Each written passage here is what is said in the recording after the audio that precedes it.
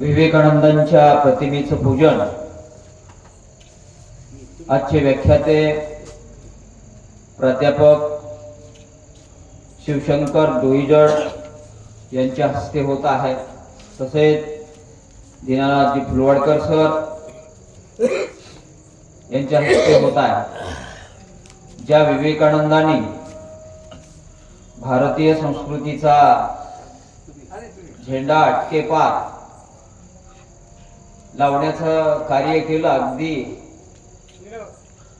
तरुणांना सुद्धा लाजवेल इतकं उत्तुंग कार्य विवेकानंदांनी केलेलं आहे। आणि म्हणून तो जागर आज गेल्या 30 वर्षापासून कातकडे कुटुंब अगदी ते विचार घराघरामध्ये पोहोचले पाहिजेत, तरुणामध्ये पोहोचले पाहिजेत या दृष्टिकोनातून कार्य करता आहेत। फक्त आपल्याला तो आस्वाद घ्यायचा आहे, ऐकण्याचा आणि त्या पद्धतीने वागण्याचा। स्वामी विवेकानंदांच्या प्रतिमेचं पूजन झालेलं आहे।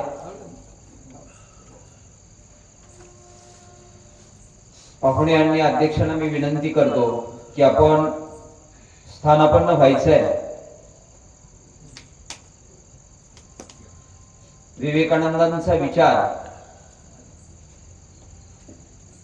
आचार, उच्चार आपल्याही आयुष्यामध्ये एखादा प्रसंग तरी कलाटणी देणारा असतो आणि तो प्रसंग या माध्यमातून गेल्या 30 वर्षापासून ते करता आहेत। तरुण साहित्यिक पुढे येत आहेत, त्यांचाही अभ्यास आपल्या गळी उतरविला पाहिजे। म्हणून आजच्या कार्यक्रमाचे अध्यक्ष, प्रमुख पाहुणे, व्याख्याते त्यांचा सत्कार करणं आपलं कर्तव्य आहे। या कार्यक्रमाचे अध्यक्ष दीनानाथजी फुलवाडकर सरांचा पुष्पहाराने सत्कार अगोदर प्राध्यापक वैजनाथजी गायकवाड सरांना विनंती करतो की आपण सरांचा पुष्पहाराने सत्कार करायचा आहे। हे गंगाखेडमध्ये अभ्यास काय असतो, साहित्य काय असतं, अनेक विद्यार्थी सरांचे PhD झालेले आहेत, अनेक क्षेत्रामध्ये उत्तुंग असं त्यांचं कार्य कितीतरी विद्यार्थ्यांच्या जीवनामध्ये सरांनी प्रकाश टाकण्याचं कार्य केलेलं आहे। म्हणून फुलवाडकर सरांचा सत्कार झालेला आहे। यानंतर आजच्या कार्यक्रमाचे व्याख्याते साहित्यिक तथा कवी प्राध्यापक शिवशंकरजी डोईजड, आता ते बोलत असताना मला वाटतं ते इंग्रजी विषयाचे PhD प्रबंधक इंग्रजी आणि पहिले व्याख्याते सुद्धा व्याख्यात्या इंग्लिश विषयाच्याच होत्या। मला विशेष वाटतं इंग्लिश विषयावर प्रभुत्व असणारी व्यक्ती विवेकानंदावर व्याख्यान देतात, तेवढा अभ्यास करतात। आमचे सर सुद्धा इंग्लिश विषयाचे प्राध्यापक आहेत आणि म्हणून त्यांचा सत्कार करण्यासाठी मी शिंदे सरांना विनंती करतो की आपण सर्व विषय त्यांचा पुष्पहाराने शाल, पुष्पहार, श्रीफळ देऊन सत्कार करायचा आहे। सत्काराकडे थोडं बघ दिसते का ते इकडलं कांदा ठेवायचं।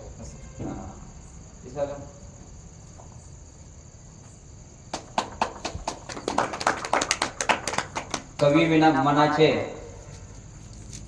सुदृढतनाचे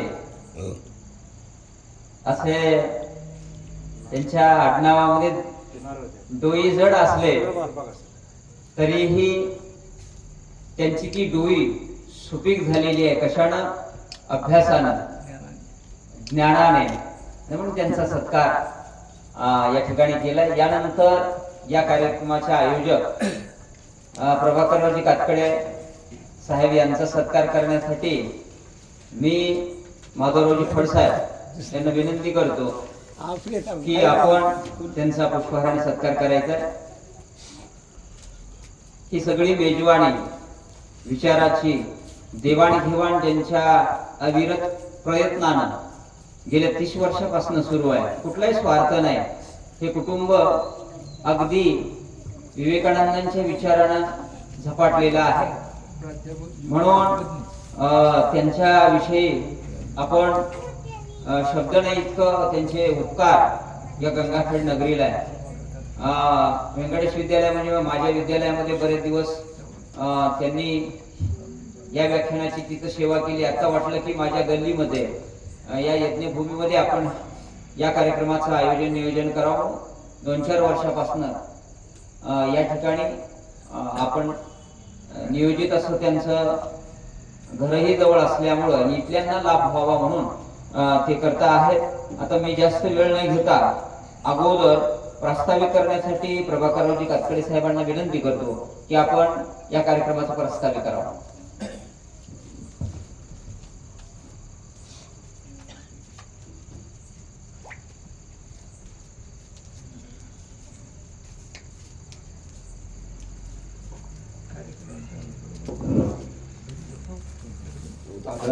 व्यासपीठ आणि श्रोते मंडळी, हा आपला जे कार्यक्रम आहे सतत चालू आहे, परंतु यांचा मुख्य उद्देश आहे हा इतर कार्यक्रमापेक्षा वेगळा उद्देश आहे. का? विवेकानंदाचं जे वाङ्मय आहे ज्ञान विज्ञान आणि साधना अनुभव याच्या पार्श्वभूमीवर म्हणजे पाया पूर्ण आहे. आणि हा पाया कशामुळे पूर्ण आहे? योग अनुशासन योग चित्तवृत्ती निरोधन ही पतंजली ब्रह्मसूत्र साधना ब्रह्मसूत्र 1 आणि 2 हे नेमकं काय आहे? आतापर्यंत ईश्वरारंभापासून आजपर्यंत जगातले जेवढे संत महापुरुष झाले आणि त्यांनी सर्व हे वेद उपनिषद वेद पूर्ण ज्ञान तिने लिहिलं. ह्यांना ज्ञान प्रगट कसं झालं हे विश्वकोशाचं अंतरप्रवाही जड आणि चेतनाचा जो संयोगीकरण आहे हे कसं समजलं, समजण्यासाठी नेमकं काय करावं लागते या साधनेमध्ये ही जी साधना त्याच्यासाठी आहे. आपण कशा करता हे विश्व कुठं जाते, हे विश्व निर्मितीचं काय कारण आहे, ह्या विश्वामध्ये काय आहे, परमेश्वरी शक्ती काय आहे, त्याच्यामध्ये चालक कोण आहे, हे सर्व समजण्यासाठी तुम्हाला पहिल्या प्रथम योग मार्ग जे सांगितला पतंजलीमध्ये सांगितला. पतंजलीच्या साधनेमध्ये पूर्ण परिपक्व झाल्यानंतर याच्यातून जे निर्माण झालं ज्ञान ते सांख्ययोग आणि सांख्ययोग आणि वेद आणि जे जेवढे उपनिषद आहेत याशी कनेक्टेड आहे. आणि सर्व ज्ञान हे पतंजलीची जी साधना केल्याच्या नंतर प्रत्येक माणसाच्या कुंडली वाटत पूर्ण गीता भागवत भगवद्गीता सर्व विश्वकोशाचं ज्ञान ऑटोमॅटिक प्रगट होत असतं. हे पुन्हा केलं जेवढे जगामध्ये ऋषीमुनी झाले, तपस्वी झाले, महादेव पार्वती झाले, जेवढे योगी लोक झाले, सगळ्याच लोकांनी एकच साधना केलेली आहे आणि सर्वांनी परमेश्वर एकाच अशा शक्तीला परमेश्वर म्हणलंय. की मी नेमकं परमेश्वर आहे का हे समजणं पहिला प्रथम गरजेचं आहे. कवच हे विश्वचालक आहे ते का आहे नेमकं अजून कुणाला समजलं नाही, पण ते लिहिलेलं जे बरोबर आहे आणि त्याच्याप्रमाणे विवेकानंदाला तुम्हाला वागण्यासाठी सांगितलेलं आहे. म्हणून येम नेम आसन प्राण प्रत्यार ध्यानधारणा आणि एकाग्रतेतून समाधीकडे, नुसते समाधीकडे नाही, मेडिटेशन मधून तुम्हाला समाधी जावं. समाधी शब्दाचा अर्थ खोल घ्यायचा नाही. समाधी म्हणजे तुमचं मन मला प्रत्यक्ष आत्मा आणि परमात्म्याशी जोडलेला तुम्हाला दिव्यदृष्टी प्राप्त होईल. ही दिव्यदृष्टी प्रत्येक महापुरुषाला, अर्जुनाला, मोहम्मद पैगंबर, येशू ख्रिस्त जेवढे जगामध्ये योगी होऊन गेले, जेवढे जगातले जेवढे दृष्टी महापुरुष झाले, सगळ्याचं मन ह्या योग प्रणालीप्रमाणे त्याने आपलं साधना करून मनातले जे विकार किंवा मनातले जे जड चेतनाचा जो भाग आहे, हे सर्व जरी विकार काही असले ते या विकाराला सुद्धा आत्मा परमात्मा काम करत असते. हे तुम्हाला समजलं पाहिजे.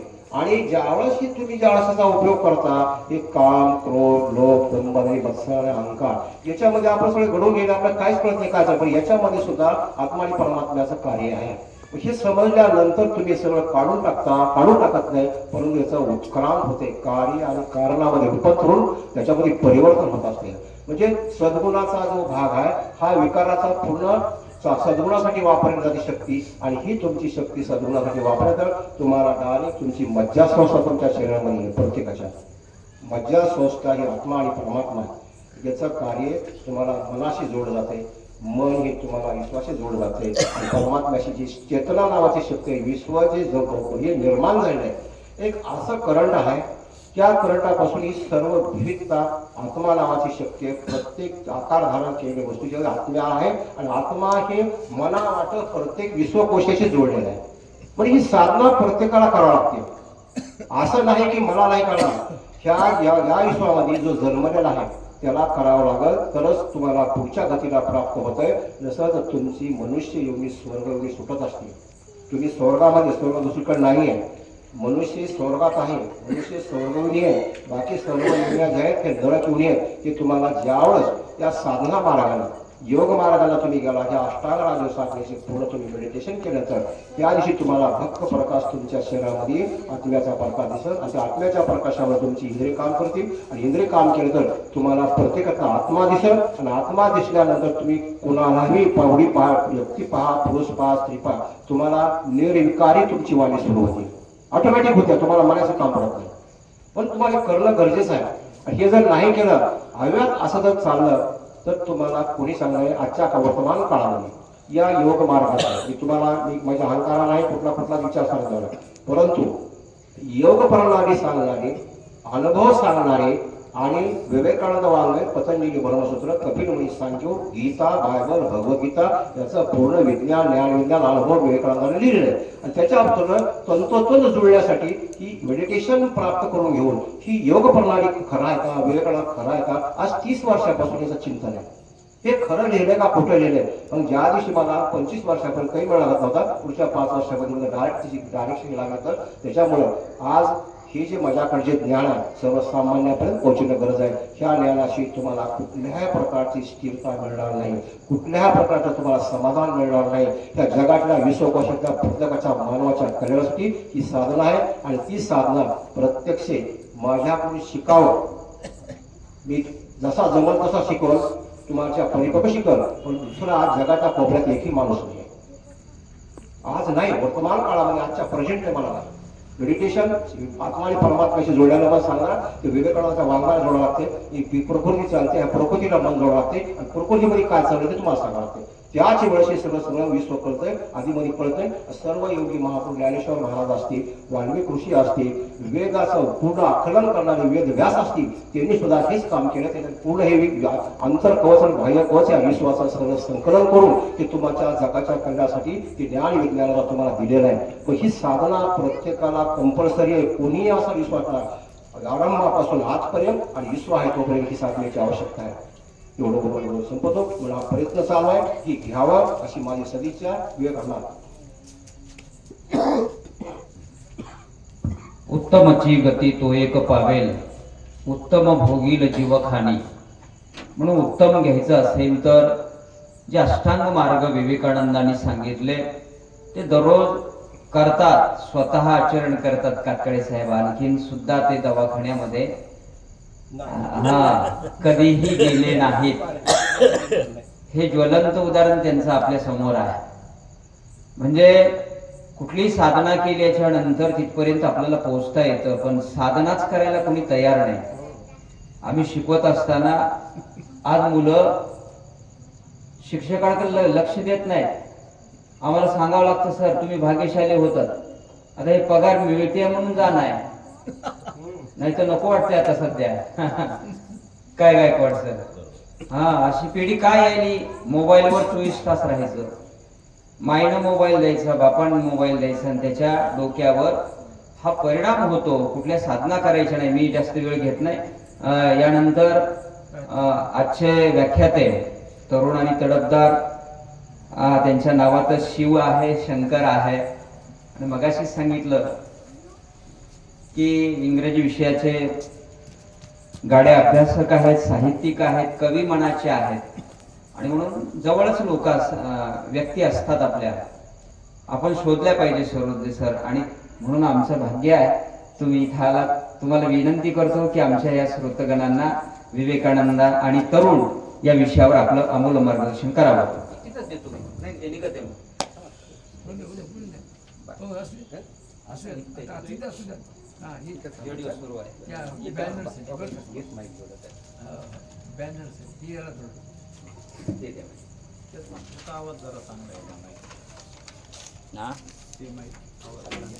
आमचा आवाजच चांगला नाही. माईकचा नाही.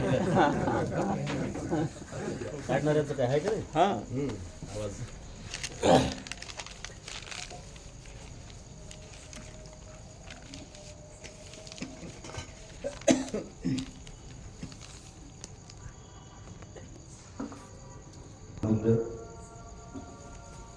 हिंदवी स्वराज्याचे संस्थापक छत्रपती शिवाजी महाराज, ज्या मातेने या जगाला 2 छत्रपती बहाल केले, ते जगातील सर्वोत्तम मातृत्व माँसाहेब भाऊसाहेब जिजाऊ.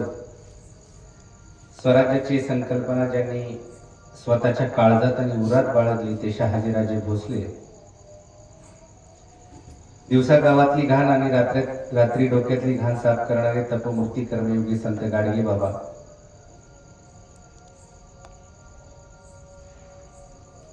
हा देश संविधानावर चालतो, ते संविधानाचे निर्माते परमपूज्य विश्वरत्न डॉक्टर बाबासाहेब आंबेडकर. 28 वर्ष धीरोत राज्य बहाल करणाऱ्या कर्मयोगी अहिल्याबाई होळकर. हा भारत देश, हा महाराष्ट्र संतांची, महंतांची, टाळकऱ्यांची, वारकऱ्यांची आणि धारकऱ्यांची भूमी म्हणून संबोधला जातो.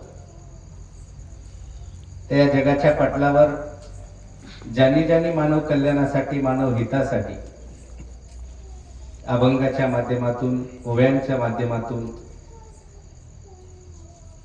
नवे ग्रामगीतेच्या माध्यमातून आमच्यामध्ये विज्ञानवादी संदेश देण्याचे काम केले, ते सर्व महापुरुष. वारकरी संप्रदायाचा धुराजनी समर्थपणे खांद्यावर, अंगावर पेरला, ते संत श्रेष्ठ तुकोबाराय, नामदेवराय, ज्ञानेश्वर महाराज यांच्या चरणी मी प्रथमतः नतमस्तक होतो. ज्यांच्या जयंतीच्या अनुषंगाने हा कार्यक्रम आयोजित करण्यात आलेला आहे, ते युवकांचे प्रेरणास्थान. मला या ज्यांच्यामुळं बोलण्याची संधी मिळाली, ज्यांच्यामुळं माझ्याकडे शब्दांचा भांडार तयार झाला, ज्यांनी जगाला विवेक शिकवला, त्यातला थोडासा विवेक माझ्यात उतरण्याचं ज्यांच्या वाचनातून काम झालं, ते स्वामी विवेकानंद.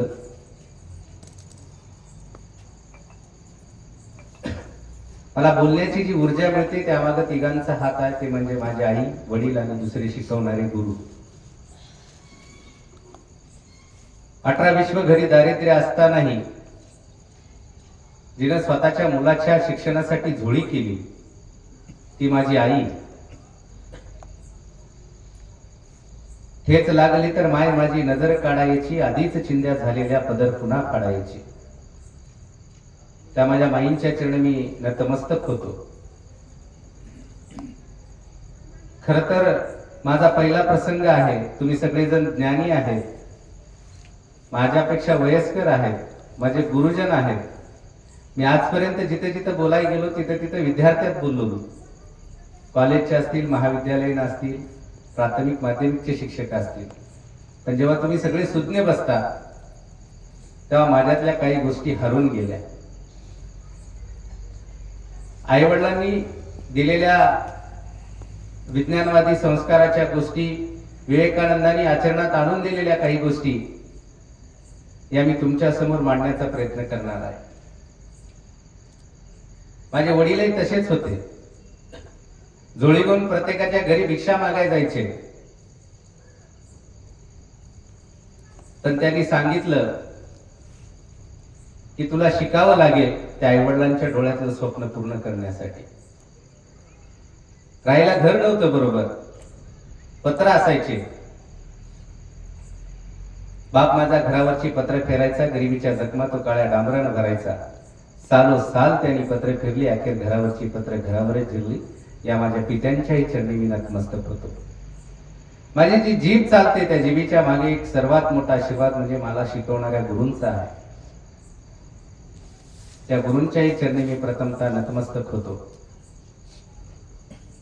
या नगरीचं ग्रामदैवत श्री मारुती राया यांच्या चरणी साष्टांग दंडवत घालतो.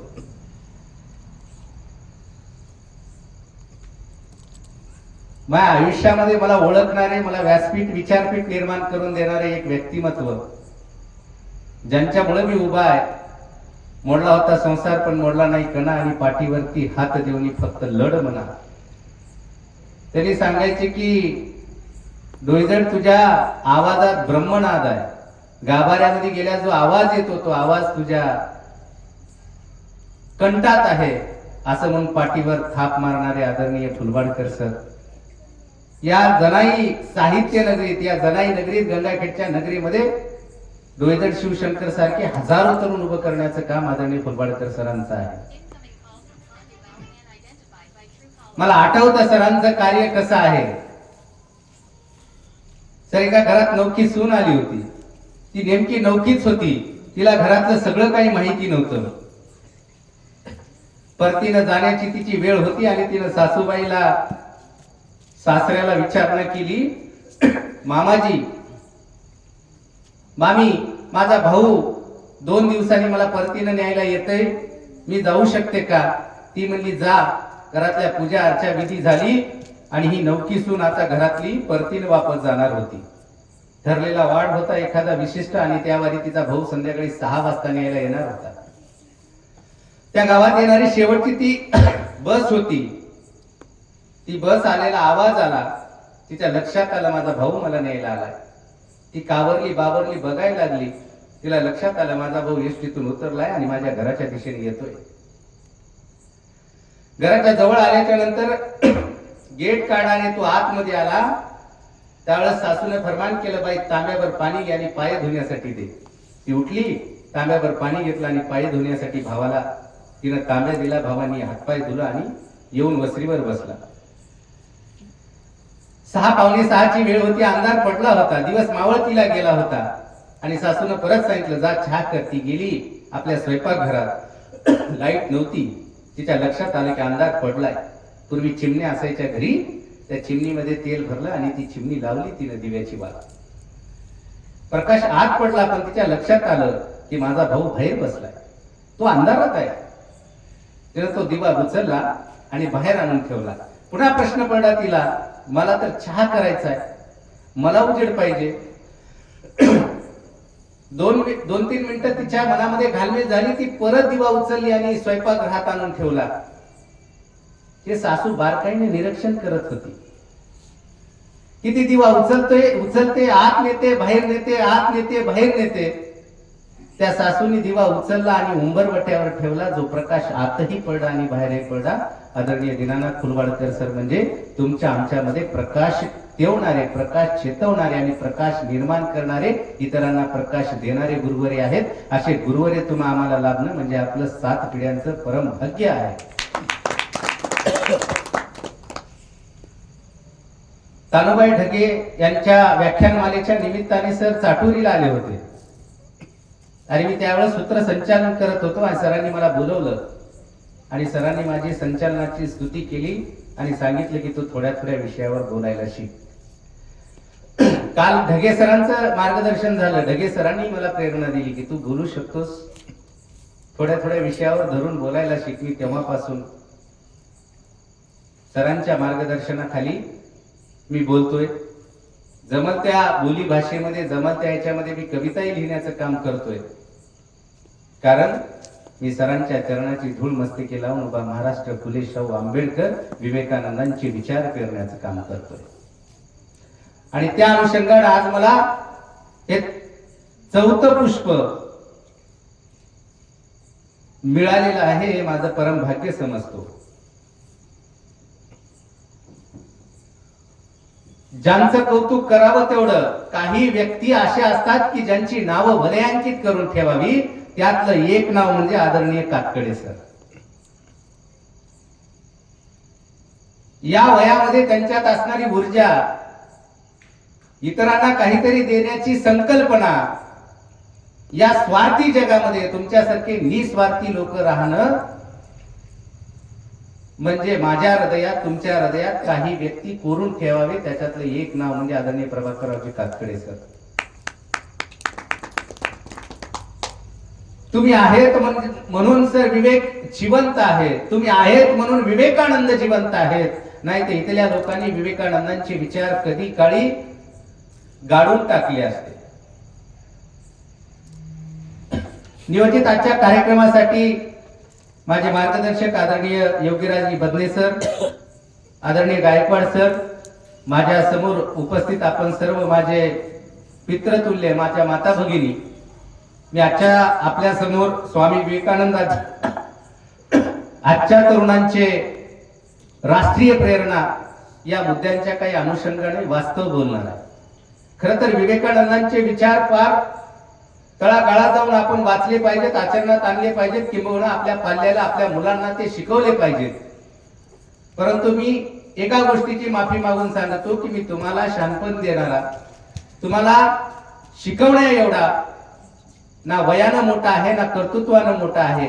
म्हणून मी तुमच्या समोर फक्त विवेकानंद आणि आजची परिस्थिती यावर विवेकानंदातून मिळालेल्या राष्ट्रीय प्रेरणा याच्यावर काही वास्तविक आपल्या समोर मांडण्याचा प्रयत्न करणार आहे.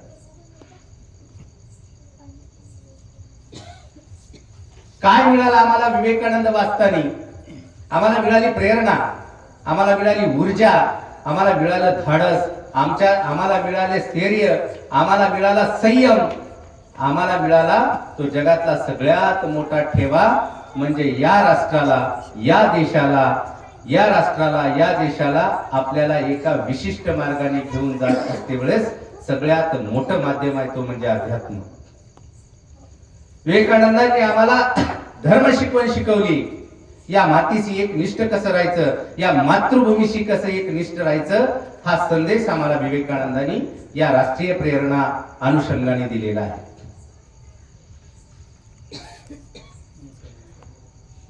ऊर्जा मिळणारे कितीतरी प्रसंग आहेत विवेकानंदांच्या जीवनातले. त्यातले आपण काही निवडक आणि काही गोष्टीचा आपण या ठिकाणी उल्लेख करणार आहोत.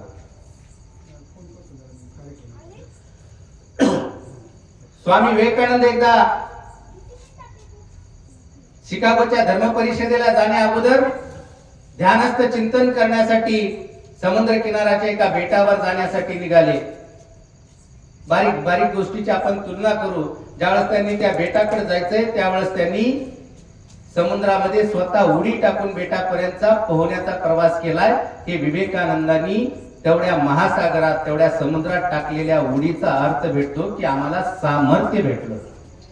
विवेकानंदांनी त्यांच्या ताकदीच्या बळावर त्या समुद्रामध्ये उडी टाकली आणि बेटापर्यंतचा प्रवास पोहण्याचा केला. त्यातून आम्हाला सामर्थ्य मिळतं. म्हणून आमच्यासाठी ही राष्ट्रीय प्रेरणा आहे की विवेकानंद ज्या वेळेस एखाद्या समुद्रामध्ये उडी मारतात, ती उडी मारून स्वतःच्या सामर्थ्यावर, ताकदीच्या बळावर बेटापर्यंत जातात. त्यांनी दाखवलेले धैर्य म्हणजे आपल्यासाठी सर्वात मोठी प्रेरणा आहे. ही पहिली गोष्ट आम्हाला जेव्हा मिळते तेव्हा स्वामी विवेकानंद त्या बेटावरून 3 दिवस तर ध्यानस्थ होऊन मनन चिंतन करून जेव्हा वापस येतात त्यावेळेस त्यांच्या हातात वर्तमानपत्र पडतं आणि त्या वर्तमानपत्रातली बातमी होती की शिकागो येथे धर्म परिषद होणार आहे आणि सहकार्यांना ते बोलून दाखवतात की ही धर्म परिषद ही माझ्यासाठी सुवर्ण संधी आहे. ही धर्म परिषद माझ्यासाठी आहे. आम्हाला याच्यातून काय प्रेरणा भेटते या वाक्यातून? तर या वाक्यातून आम्हाला प्रेरणा येते की आपण दिलेल्या संधीचं सोनं केलं पाहिजे. प्रत्येक संधी ही आपल्यासाठीच असते, पण तिचं सोनं करण्याचं सामर्थ्य आपल्यामध्ये असलं पाहिजे. ही आम्हाला विवेकानंदांकडून प्रेरणा मिळते.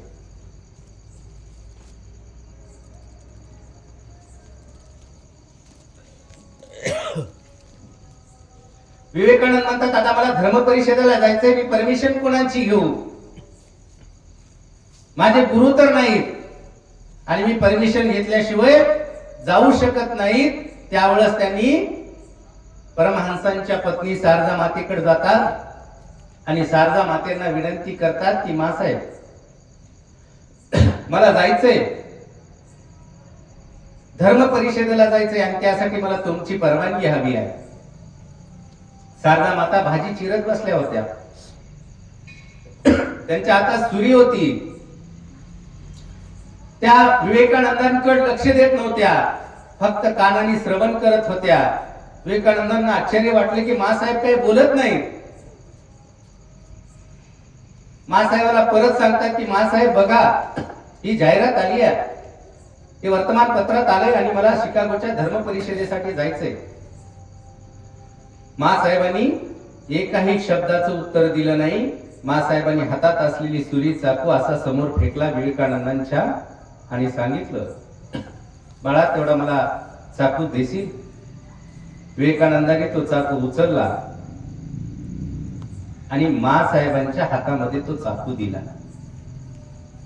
या एवढ्या गोष्टी मधला फरक बघू आपण की काय प्रेरणा मिळाली आम्हाला त्याच्यातून, की स्वामी विवेकानंदांनी जो चाकू धरला होता तो चाकूचं समोरचं टोक त्यांच्याकडे होतं आणि ती मूठ मासाहेबाकडे होती.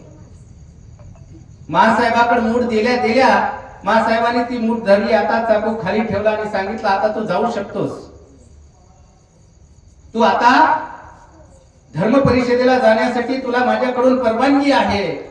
त्या वाक्यातला आता शब्द वापरल्याच्या नंतर विवेकानंदांना परत आश्चर्य वाटलं की मासाहेबांना मी इतकी वेळ विनंती करत होतो पण मासाहेब बोलायला तयार नव्हत्या, पण मी चाकू दिल्याच्या नंतर असं काय घडलं की मासाहेबांनी मला परमिशन दिली. याहून आम्हाला एक प्रेरणा मिळाली. ती प्रेरणा अशी होती, मासाहेबांनी सांगितलं की बाळा तुझ्या हातात, तुझ्या विवेकात, तुझ्या विचारात धर्म सुरक्षित आहे. त्या सुरीचं टोक तुझ्याकडे होतं आणि मूठ माझ्याकडे होती, म्हणजे मला तू सुरक्षित ठेवणार आहेस, म्हणजे या जगाला, या देशाला, या धर्माला तू सुरक्षित ठेवणार आहेस. तू तुझ्याकडे त्याचं झर असणारं टोक तुझ्याकडे घेतलास आणि माझ्याकडे मूठ दिलास. यावरून मला लक्षात आलं की तू या जगाला, या देशाला उपदेश करून नव्हे तर तुझ्यामध्ये असलेल्या अंगीकारी गुण असलेल्या, तुझ्यात असलेल्या सामर्थ्याच्या बळावर, धैर्याच्या बळावर तू या धर्माचं, या देशाचं, या मातीचं संरक्षण करू शकतोस, म्हणून या धर्म परिषदेला जाऊ शकतोस. आम्हाला ही प्रेरणा मिळते विवेकानंदांच्या विचारातून. बर जातात, धर्म परिषदेला पोहोचल्यानंतर सगळ्या वक्त्यांनी सुद्धा सांगितलेले आहे की तिथं नोंदणी होते आणि नोंदणी झाल्याच्या नंतर माईक मध्ये आयोजक सांगतात की ज्यांनी ज्यांनी स्वतःचे धर्मग्रंथ आणलेले ते धर्मग्रंथ समोर आणून टेबलवर ठेवा. त्यावेळेस विवेकानंद आपला धर्मग्रंथ समोर नेऊन ठेवतात आणि ठेवल्याच्या नंतर बाकी सगळे धर्मग्रंथ एकावर एक ठेवतात. न राहून एका देशातल्या ग्रस्तानं विचारलं आणि त्यांच्याकडे बघून स्मित हास्य केलं आणि थोड्या वेगळ्या हावभावात बोलला, तुमचा ग्रंथ तर सगळ्यात खाली आहे, आमचा सगळ्यात वर आहे. विवेकानंद खूप छान उत्तर देतात की माझा ग्रंथ, माझा धर्म हा सगळ्या धर्मांचा, माझा ग्रंथ सगळ्या ग्रंथांचा गुरु आहे, म्हणून सगळ्यात खाली आहे. म्हणून विवेकानंदांनी दिलेली प्रेरणा ही मिळते आम्हाला की आम्हाला जगातल्या सर्वश्रेष्ठ मातीमध्ये, मातृभूमीमध्ये आणि धर्मामध्ये जन्म झालेला आहे. त्या धर्माचा मूळ पाया म्हणजे आमचा ग्रंथ आहे,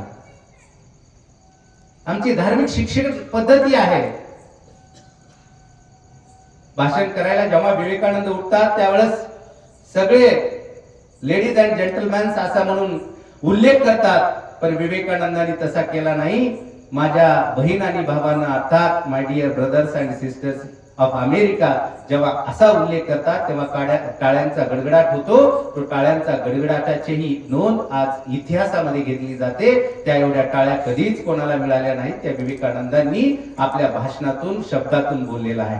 आम्हाला संस्काराची जोड कुठून भेटते? ती इथून भेटते. त्यात मूळ म्हणजे छत्रपती शिवाजी महाराजांच्या मासाहेब जिजाऊ मातेंच्या संस्कारातून निघालेलं हे बीज कुठपर्यंत गेलेले आहे त्याच्या अनेक उदाहरणं तुम्ही आम्ही पाहिली आहेत.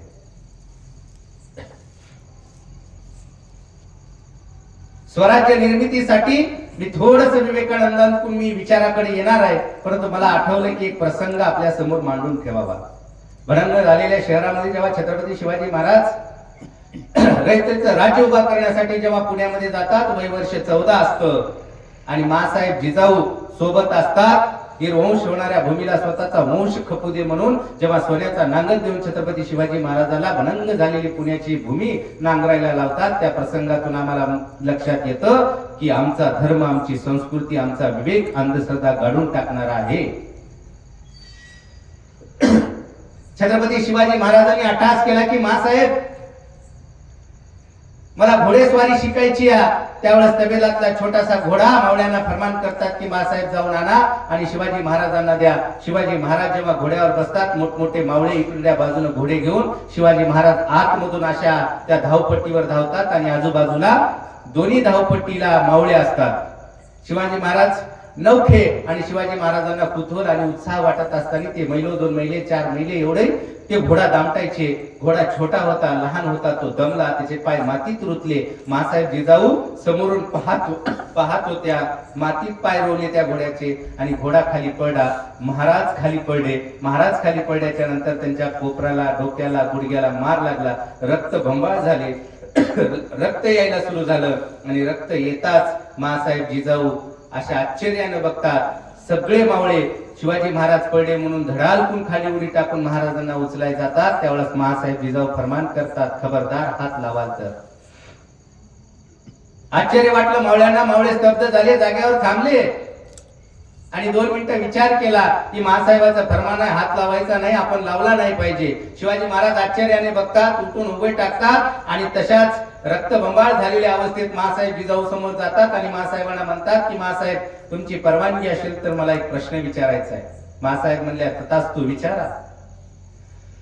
महाराज म्हणतात तुम्ही 9 महिने 9 दिवस आईच्या उदरात वागवलं, लहानाचं मोठं केलं, कधीच मला दुःखी पाहिलं नाही, तुम्ही माझ्या डोळ्यातून कधीच अश्रू आलेले पाहिले नाहीत. पण आज तुमचा मुलगा रक्तबंबाळ झालाय, तुम्ही जर स्वतः उठवाय आले नाहीत पण मावळ्याला सुद्धा हात लावू दिला नाही, या मागलचं कारण सांगा. त्यावेळेस मासाहेब जिजाऊ सुंदर उत्तर देतात आणि सांगतात, हे बाळ शोभा लक्ष द्या, तुम्हाला स्वतःच्या मनगटावर स्वराज्य उभं करायचंय, त्यामुळे तुम्हाला कोणाच्या आधाराची आवश्यकता असली नाही पाहिजे, म्हणून तुम्ही स्वतःच्या मनगटावर उभं टाकलं पाहिजे. हा त्यामागचा विवेकी कारण होता. म्हणून आम्हाला संस्काराची जोड मासाहेब जिजाऊंपासून ते स्वामी विवेकानंदांपर्यंत ही जुटलेली नाळ आहे आणि त्या संस्कारातून, त्या कृतीतून तुम्ही आम्ही घडले गेलेलो आहोत. स्वामी विवेकानंदांच्या जीवनातले बरेच उदाहरण आहेत की ज्यांच्याकडून आम्हाला प्रेरणा मिळेल.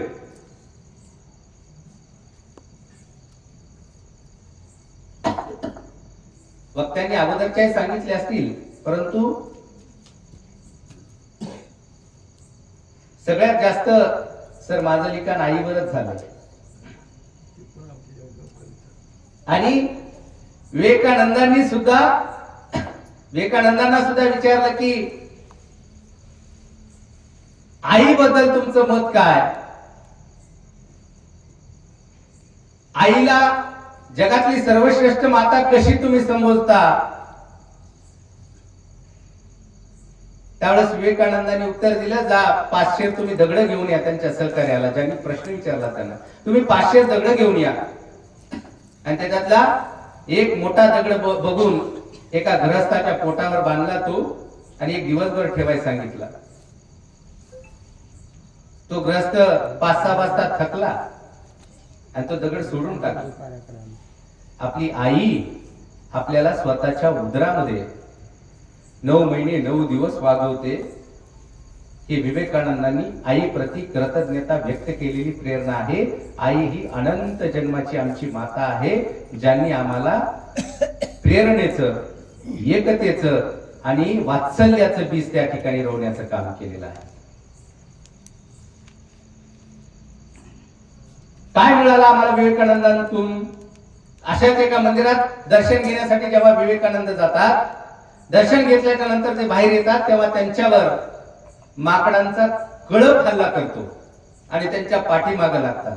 विवेकानंद पुढे पळायला लागतात, ते माकडं मागे पळायला लागतात. ते पुढे पळतात, मागे पळतात. आणि मागे पळल्याच्या नंतर एक ग्रहस्थ भेटतो आणि तो ग्रहस्थ सांगतो की तुम्ही का पळताय? ते म्हणजे माकडं मागं लागले. त्यावेळेस विवेकानंदांना सांगितलं तुम्ही यांच्या त्या दिशेला येता, तुम्ही यांच्या विरुद्ध दिशेनं जा. म्हणजे ते इकडून यायले, तुम्ही इकडून जा. त्यावेळेस स्वामी विवेकानंद जेव्हा त्या माकडांच्या मागे लागतात त्यावेळेस ते माकडं सगळे पळून जातात. एकही त्या ठिकाणी थांबत नाही. म्हणजे तुम्ही एखाद्या संकटापासून कधीच पळून जाऊ नका, तर तुम्ही त्या संकटाला सामोरे जा, संकटाला तोंड द्या, त्या संकटाशी 2 हात करा. ही प्रेरणा विवेकानंदांकडून आम्हाला मिळते.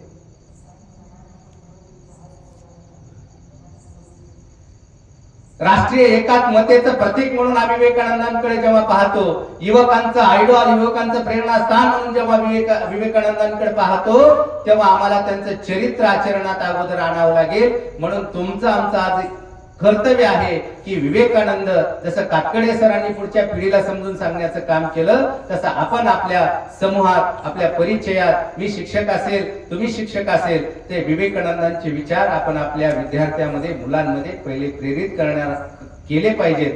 विवेकानंदांच्या विचाराचे परायण प्रत्येक तुमच्या आमच्या घरामध्ये झाले पाहिजेत. तरच खऱ्या अर्थानं आपण या अनुषंगाने म्हणू की जयंतीचा आठास आणि जयंतीचं साध्य आपल्याला झालेलं आहे.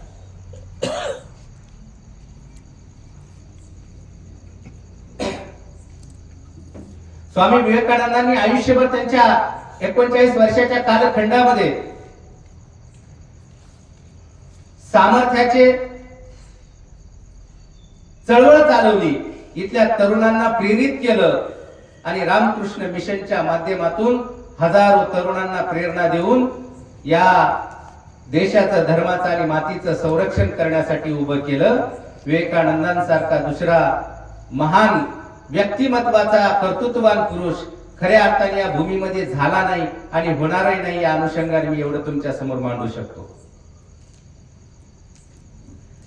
सूक्ष्म विचारातून आपण काही गोष्टी घेतो, तेव्हा मी कथेच्या माध्यमातून तुम्हाला विवेकानंदांची किती सूक्ष्म विचार होते आणि ते रामकृष्ण मिशनच्या माध्यमातून तरुणांना कुठल्या गोष्टी सांगत होते एक उदाहरण देतो. आपल्या गावाच्या बाजूला खूप मोठं एक तळं होतं आणि पूर्व दिशेला एक भला मोठा जंगल आणि डोंगर होतं. त्या जंगलाला आणि डोंगराला आग लागली. आग लागल्यानंतर मारुतीच्या शिखरावर बसणाऱ्या एका चिमणीच्या लक्षात आलं की जंगलाच्या बाजूला कुठेतरी धूर येतोय, आग लागलेली आहे आणि तिथं माझे भाऊ बहीण नातेवाईक आहेत, त्यांचा आवाज येतोय, प्राण्यांची भाषा कळती असं आपण म्हणतो. तेव्हा ती चिमणी उठली आणि जाऊन बघते तर काय खरंच तिथं आग लागलेली आहे. हे लक्षात तिच्या आलं. तिची वरून पाहण्याची दृष्टी बघितल्यानंतर लक्षात आलं की तिच्या काही घरटे होते नातेवाईकांचे, त्यांच्या भाऊ बहिणींचे, ते जळून खाक होते आणि त्या चिमण्यांचा, पक्ष्यांचा, प्राण्यांचा, किलबिलाटांचा आवाज चालू होता. तिला हे सहन झालं नाही. ती एका तळ्यामध्ये आले, आपल्या चोचीत भरल एवढं पाणी भरलं आणि ती पळत गेली. 1-2-2.5 किलोमीटर अंतर होतं. ती पळत जाऊन उंच वर जायची आणि त्या चोचीतून पाणी त्या आगीवर वतायची. ती सातत्याने जात होती त्या तळ्यामध्ये, चोचीत बसल एवढं पाणी आणत होती आणि परत तिथं ओतत होती. परत जायची, परत ओतायची, परत जायची, परत ओतायची. पण कातकडे सरांसारखा तिथे एक गृहस्थ होता आणि त्यांच्या लक्षात आले की आग लागली. त्यांनी फायर ब्रिगेडच्या अधिकाऱ्याला फोन केला आणि 2 बंब मागून घेतले आणि 2-4 बंब 2-3 तासानंतर ती तिथली आग आटोक्यात आली. आणि आटोक्यात येत असताना कातकडे सरांचं सूक्ष्म नजर होती की ती चिमणी घरट्या घालते म्हणजे त्या चिमणीची अंडी असेल, ती चिमणी घरट्या घालते म्हणजे त्या ठिकाणी तिचे कोणीतरी पिल्लं, आई, वडील कोणीतरी असतील म्हणून हे ऑब्झर्व करत होते. पण कालांतराने ती चिमणी जाते कुठे हे बघितल्याच्या नंतर एका तळ्याकडे जाते. चोचीत पाणी बसेल एवढं आणि ती उंच जाते आणि त्या आगीवर उतरते. त्यावेळेस ती चिमणी आग विझल्यानंतर एका ठिकाणी थांबली आणि कातकडे सरांनी, मी काल्पनिक सांगतोय, कातकडे सरांनी एक प्रश्न विचारला की अगं चिवताई, तुला माहित होतं एवढीशा चोचीतल्या पाण्यानं आग विझणार नव्हती, पण तू प्रयत्न तरी कशासाठी केलेस, याचं कारण मीमांसा सांग. त्यावेळेस ती चिमणी खूप सुंदर उत्तर देते आणि सांगते की हे बघा सर, ज्यावेळेस या जंगलाचा इतिहास लिहिला जाईल, ज्यावेळेस या आगीचं कारण शोधलं जाईल ना, त्यावेळेस इथली संस्था, इथले ग्रामपंचायत, इथली नगरपालिका, नगर परिषद एक नोंद घेईल आग लागली कशानं आणि त्यानंतर 2 नोंदी करतील. की आग लावली कोण आणि आग विझवली कोण. त्यावेळेस माझं नाव आग लावणाऱ्याच्या यादीत नसून माझं नाव आग विझवणाऱ्यांच्या यादीत असेल. म्हणून कातकळे सरांनी हा जो प्रतिष्ठानचा कार्यक्रम ठेवलेला आहे, निश्चितच येणाऱ्या काळामध्ये तुम्ही आम्ही याची नोंद घेणार आहेत आणि ती नोंद म्हणजे स्वामी विवेकानंदांच्या राष्ट्रीय विचाराच्या प्रेरणेतून घेणार आहेत की तुम्हा आम्ही इथं जरी आपण संख्येनं कमी असलो तरी खऱ्या अर्थानं त्यांच्या जीवनाचं सार्थकी, त्यांच्या जीवनाचं साफल्य आणि त्यांच्या जीवनाचं यशस्वीरित्या या प्रतिष्ठानच्या माध्यमातून कार्य झालेलं आहे. आपल्या हिंदू संस्कृतीमध्ये बऱ्याचशा चालीरीती आहेत. आपण केसाचं मुंडन करतो, केस आपण ह्याला देतो. मोठमोठे अन्नदान करणे हे पुण्यच आहे, पण अन्नदान करतो, आणखी कुठल्या माध्यमातून करतो. पण कातकळे सरांनी हा जो विवेकी कार्यक्रम आयोजित करण्यात आलेला आहे त्याचं कौतुक आणि त्याचं सोहळ्याचं गुणगान जेवढं गाव तेवढं गुणगान अतिशय कमी आहे. विवेकानंदांनी आम्हाला एका सरळ मार्गात चालायला सांगितलं, आपल्या ध्येयाप्रती एकनिष्ठ राहायला सांगितलं आणि तुम्ही जे ध्येय ठेवलंय त्या ध्येयाप्रती तुम्ही निश्चित पोहोचाल ही अपेक्षा त्यांनी तुमच्या आमच्याकडून व्यक्त केलेली आहे. एक प्रसंग सांगतो. आणि विवेकानंदांनी आम्हाला एका कवितेतून, आजच्या एका लेखकाने लिहिलेल्या कवितेतून कुठली प्रेरणा दिली ती एक सांगतो.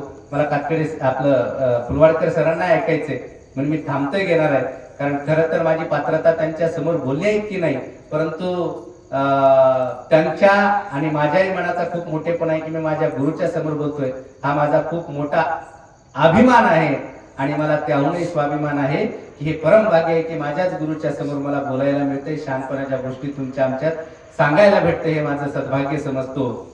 विवेकानंदांनी एक गृहस्थ येतो आणि विवेकानंदांना सांगतो की महाराज, मी खूप स्वतःच्या जीवनात वैतागलोय, मला हे जीवन नकोच आहे, मी खूप प्रयत्न करतोय, मेहनत करतोय, पण यश मिळत नाही, मला काय करावं, कसं राहावं काही सुचत नाही, खूप प्रयत्न करतोय, कष्ट करतोय, पण जे पाहिजे ते मिळत नाही. त्यावेळेस विवेकानंद म्हणतात, यावर प्रश्नाचं उत्तर आहे, तू एक काम कर, असं माझ्या बाजूला एक बांधलेलं कुत्र्याचं पिल्लू आहे, त्याच्या गळ्यात पट्टा आहे, तू हातात धर, त्याला थोडस फिरून आण, आपण नंतर चर्चा करू. तो ग्रस्त काय करतो, घेतो कुत्र्याच्या पिल्ल्याला, तो घेऊन जातो बाहेर, फिरून येतो आणि फिरून आल्याच्या नंतर तो कुत्र दमलेलं होतं आणि तो गृहस्थ आनंदी होता. आलेल्या महाराजासमोर बसतो त्यावेळेस त्याच्या चेहऱ्यावर आनंद दिसतो, पण ते कुत्र्याचं पिल्लू फार दमलेलं दिसतं. महाराज विचारतात, हे कुत्र एवढं का दमलंय? त्यावेळेस सांगितलं, मी आश्रमाच्या बाहेर गेलो की ते दोरी बांधलेलं होतं, तोपर्यंत माझ्यासोबत येऊ लागलं, म्हणून मी मला आता कुठं जाणार आहे म्हणून त्याच्या गळ्यातली दोरी सोडली. तर ते ह्या गलीनं जाय, त्या गलीनं जाय, तिकडून जाय, इकडून जाय, चौकड फिरायचं आणि मी जरा पुढे गेलं की तो माझ्यापाशी येऊन थांबायचं. मी आणखीन पुढे गेले की तो तिकडे फिर, इकडे फिर, मला बघितलं की आणखीन जवळ यायचं म्हणून. तो फिरून फिरून फिरून फिरून इकडे जाय, तिकडे जाय, परत मायापाशीच यायचं म्हणला तो. त्यामुळे ते दमलंय म्हणला. विवेकानंद सुंदर उत्तर देतात, आयुष्यात असंच आहे म्हणलं, आपण भटकायचं नाही, आपलं ध्येय प्राप्तीकडे चालायचं आणि ते चालत असताना आपण जो निश्चय केलाय, आपण जे ठरवलंय तोच आपल्या डोक्यात राहायचं. जग काय बोलतंय, लोक काय बोलतेत, इतर मित्र काय बोलतेत, आपले संगती काय बोलतेत, याकडे अजिबात लक्ष द्यायचं नाही. जोपर्यंत आपलं ध्येय साध्य होत नाही तोपर्यंत आपण आपल्या मनाची स्थिती, आपल्या अंतःकरणाची स्थिती अजिबात बदलू द्यायची नाही. हा आम्हाला विवेकानंदांकडून प्रेरणा मिळते की आम्ही जे ध्येय ठरवलंय त्या ध्येयापर्यंत जाजेपर्यंत, ध्येय सिद्ध करजेपर्यंत आपण त्या ध्येयापासून तीळ मात्र सुद्धा हटलं नाही पाहिजे. हे विवेकानंदांचा सगळ्यात मोठी प्रेरणा आहे. आणि विवेकानंद म्हणतात, कधी जीवनात संकट आले, कधी तुम्ही खचून गेलात, कधी तुमच्या मनात नैराश्य आलं, मरगळ आली, कधी जर आयुष्यात तुम्हाला दुःख वाटलं तर तुम्ही सामर्थ्याने पुढे जा, शक्तीने जा, त्या ध्येयापासून तुम्ही हटू नका, संकटाला सामना करा. आणि संकटे हजारो येतात, हजारो जातात. ज्यांना संकटे येत नाहीत तो व्यक्ती नाही, आणि जो संकट येत नाही तो दिवस तुमच्यासाठी चांगला नाही. हा आम्हाला विवेकी विचार विवेकानंदांच्या विचारातून मिळतो. आणि माझाच मित्र एक कवी अनंत राऊत नावाचा, तो एका कवितेच्या ओळीमध्ये सांगतो, कधी जर सांडली स्वप्ने करून गोळा पुढे जावे, जुने अवशेष स्वप्नांचे नव्याने जोडता यावे, कुणाला यश मिळून जाते कुणाची जिंदगी जाते मिळालेल्या प्रवासाला जरी कुरवाळता यावे. तुम्ही आम्ही सगळेजण बसलो, पण प्रत्येकाच्या वाटा वेगळ्या आहेत. इथे सुंदर सरळ वाटा सहज मिळतात का सांगा.